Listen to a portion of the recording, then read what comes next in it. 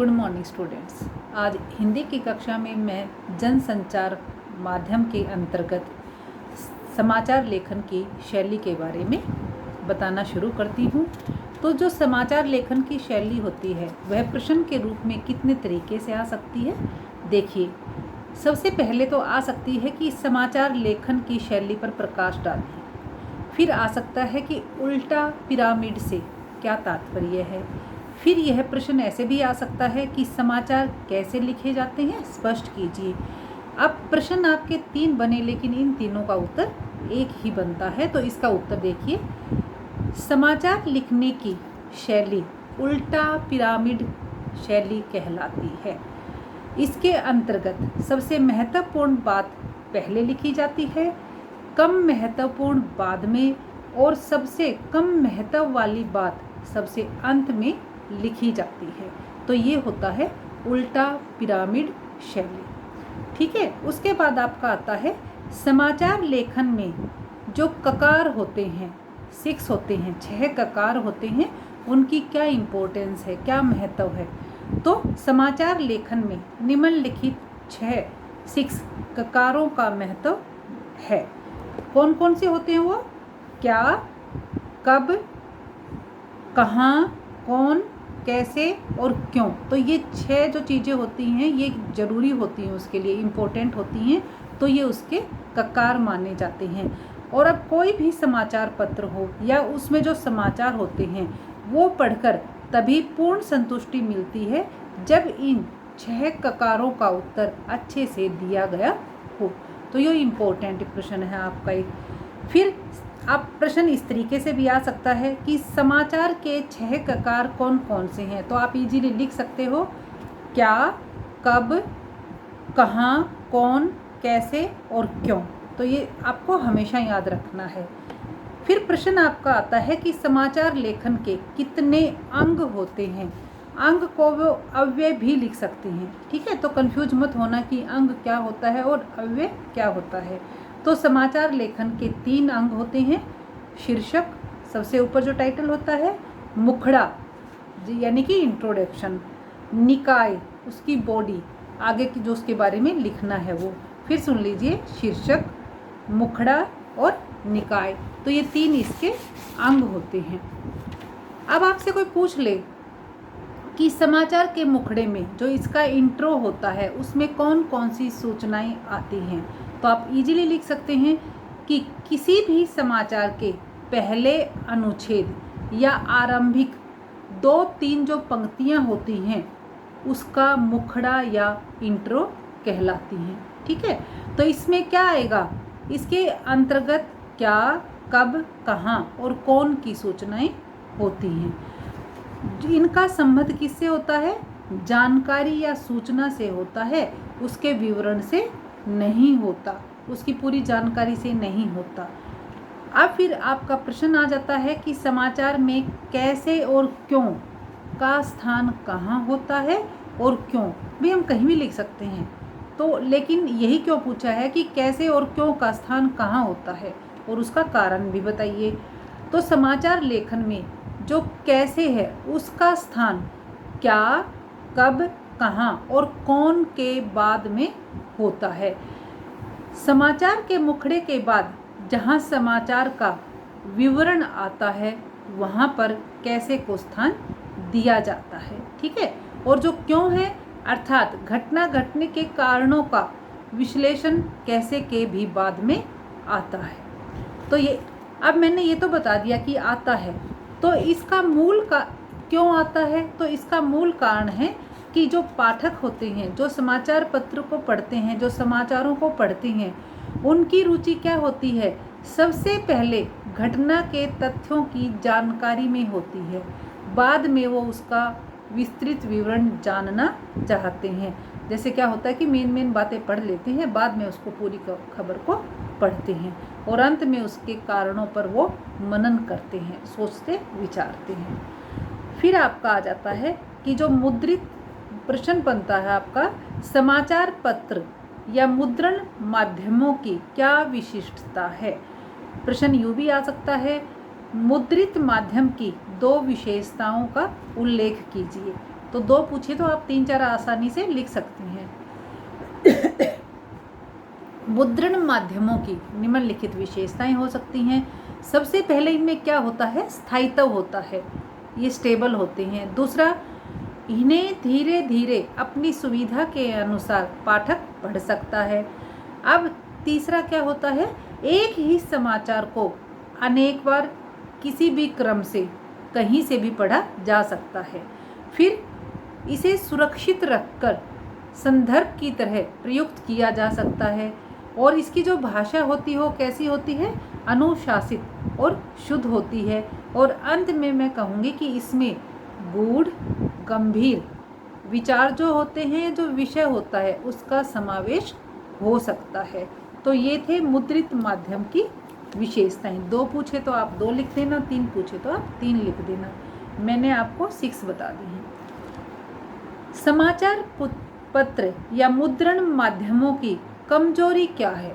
मैंने अभी इसकी विशेषताएं बताई थी, तो आपको कमजोरी भी पता होनी चाहिए। समाचार पत्र या मुद्रण माध्यम पठन पाठन से संबंधित है। तो जो निरक्षर लोग हैं ना, जिनको पढ़ना लिखना नहीं आता, तो यह उनके लिए एक बेकार माध्यम है, उनके यह किसी भी काम का नहीं होता। एक प्रश्न जो काफ़ी इम्पोर्टेंट है कि समाचार पत्र में छपे समाचार की डेडलाइन क्या होती है? आपको भी किसी कार्य को करने की डेडलाइन दी जाती है ना, तो इसी तरह से समाचार पत्र की भी होती है।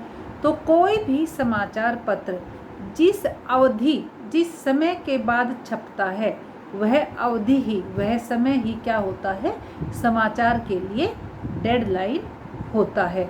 यानी कि जो अधिकतर समाचार पत्र क्या होते हैं, 24 घंटे के बाद छपते हैं। तो जो पिछले 24 घंटे की खबरें हैं ना, वही छपने के योग्य होती हैं, और उससे पहले की जो सूचनाएं होती हैं वो बेकार हो जाती हैं। तो जो अखबारों के लिए जो डेडलाइन है वो क्या है, 24 घंटे, 24 आवर्स। फिर आता है आपका कि रेडियो के द्वारा प्रसारित समाचार किन माध्यमों तक हमारे तक पहुंचते हैं? तो आप लिख सकते हो, शब्द और आवाज़ के माध्यम से ही पहुंचते हैं ना, रेडियो से तो हम देख नहीं सकते, सिर्फ सुन सकते हैं। फिर मैं आपको बताना चाहूँगी जो इम्पोर्टेंट है कि फ्लैश या ब्रेकिंग न्यूज़ से क्या अर्थ है, का क्या अर्थ है, से क्या आशय है, से आप क्या समझते हैं। तो किसी भी तरीके से प्रश्न आ जाए तो आपको उत्तर लिखना है कि जो ये ब्रेकिंग न्यूज़ होती हैं, इसके अंतर्गत कोई भी बड़ी खबर कम से कम शब्दों में दर्शकों तक पहुंचाई जाती है। जैसे भारत 70 रन से जीता, सिर्फ इतना ही आना, ठीक है। मैच किसके किसके बीच में था ये नहीं बताया जाता, सिर्फ संक्षिप्त शब्दों में बताया जाता है कि भारत 70 रन से जीता। फिर किसी का भी लिख देंगे कि दिल्ली में बम धमाके से 70 लोगों की मृत्यु हुई, ये नहीं बताएंगे कि किस टाइम हुआ, क्या हुआ। तो ये होती है ब्रेकिंग न्यूज़, उसका जो विवरण है वो बाद में आता है। फिर मैं आपसे पूछना चाहूँगी कि ड्राई एंकर से क्या आशय है, एंकर, ठीक है।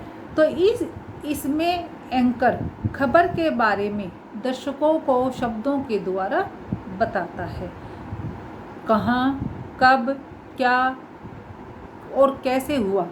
तो ये क्या होता है, जो ये दृश्य आपको उपलब्ध जब तक नहीं होते और तब तक आपको खबर मिल जाती है, तो वो होता है ड्राई एंकर।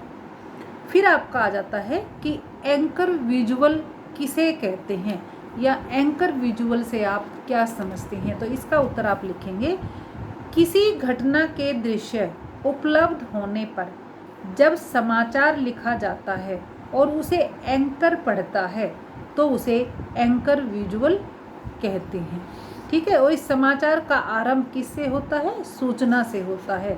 बाद में तो समाचारों के साथ साथ क्या होता है, दृश्य भी दिखाए जाते हैं, पिक्चर्स भी दिखाई जाती हैं। आगे मैं बताना चाहूँगी कि एंकर बाइट, पहले बताया ड्राई एंकर, दूसरा बताया एंकर विजुअल, तीसरा आपका मैं बता रही हूँ कि एंकर बाइट से क्या आशय है। बाइट का अर्थ यहाँ पर हम लेंगे कहना, कथन, ठीक है। तो बाइट का अर्थ है कथन। जब एंकर सूचना के साथ साथ किसी प्रत्यक्षदर्शी या संबंधित व्यक्ति का कथन या बातचीत भी दिखलाता है तो उसे एंकर बाइट कहा जाता है। इससे क्या होता है कि जो भी न्यूज़ होती है, जो भी समाचार होता है, उसकी प्रामाणिकता बढ़ जाती है कि वो विश्वास के योग्य और भी अधिक हो जाता है। अब मैं आपको बताऊंगी कि लाइव से क्या आशय है। जब किसी समाचार या घटना का सीधे घटना स्थल से ही प्रसारण किया जाता है तो उसे लाइव समाचार कहते हैं। जैसे आप लाइव मैच देखते हो, ठीक है, तो इस तरीके से ही जब भी कोई समाचार हमें उस घटना स्थल से दिखाया जाए तो वह लाइव कहलाता है। अब आगे है एंकर पैकेज से क्या आशय है। एंकर पैकेज में क्या होता है, टीवी पत्रकारिता के सभी आयाम और गुण मौजूद होते हैं। इसमें क्या होता है, एंकर द्वारा प्रस्तुत सूचनाएं संबंधित घटना के दृश्य, बाइट, ग्राफिक, ये जितनी भी सूचनाएं होती हैं वे व्यवस्थित ढंग से दिखाई जाती हैं तो इसे एंकर पैकेज कह देते हैं। अब मैं कुछ थोड़ा सा आपको इंटरनेट के बारे में बताना चाहूँगी, जो भी आपके पेपर में पूछा भी जा सकता है। जैसे ये आपसे पूछ ले कि भारत में कौन कौन से समाचार पत्र इंटरनेट पर उपलब्ध हैं, तो आप बता सकते हो Times of India, Hindustan Times, Indian Express, Hindu Tribune, Pioneer, NDTV, IBN, Zee News, Aaj Tak और आउटलुक। इसके अलावा भी जो और भी समाचार पत्र नेट पर हो सकते हैं। अब मैं एक प्रश्न आपसे पूछूं कि भारत की कौन सी नेट साइट भुगतान देकर देखी जा सकती है, तो वो है इंडिया टुडे। कई बार प्रश्न आ जाता है कि भारत की पहली साइट कौन सी है जो इंटरनेट पत्रकारिता कर रही है, तो इसका उत्तर होगा रीडिफ, REDF, ठीक है, रीडिफ। अब आता है आपका कि वेबसाइट पर विशुद्ध पत्रकारिता किसने शुरू की थी, तो तहलका.com ने की थी।